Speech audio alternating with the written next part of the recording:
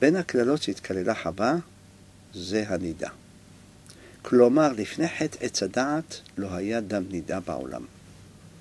אחרי חטא עץ הדעת יש דם נידה.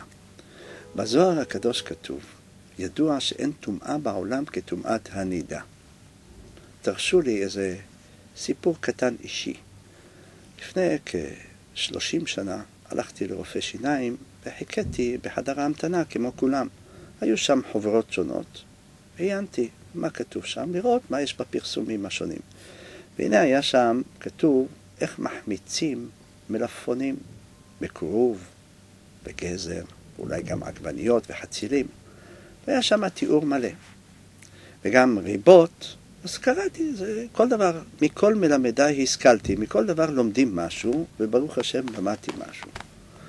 היה כתוב שם איך מחמיצים ואיך מעקרים את הצנצנות ומנקים אותם ומרתיחים את המים, כמה סוכר וכמה מלח וכמה תבלינים ושום וכו'.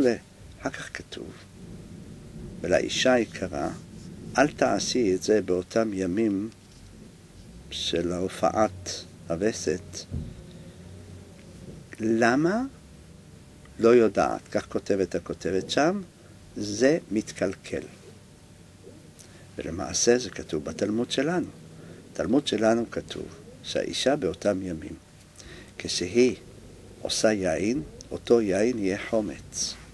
ואם היא תעשה ריבה, באותם ימים ממש, הריבה לא יוצאת מוצלחת.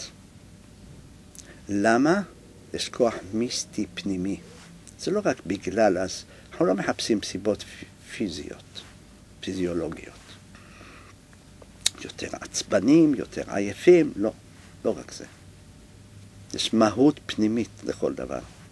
יש איזו עננה, רוח זרה ששורה באותם ימים. הרוח הזו לא תסתלק אלא באמצעות המים, ובעזרת השם בהמשך נבאר מדוע. הרוח הזו היא רוח לא טובה. כתוב בספרים, וזה מוכח במדע גם, שאפילו אם היא מסתכלת בראי ייווצרו מעין כתמים, צלליות, כתוצאה מההסתכלות. כי זה מזיק. מדוע? זה בא מחטא עץ הדעת.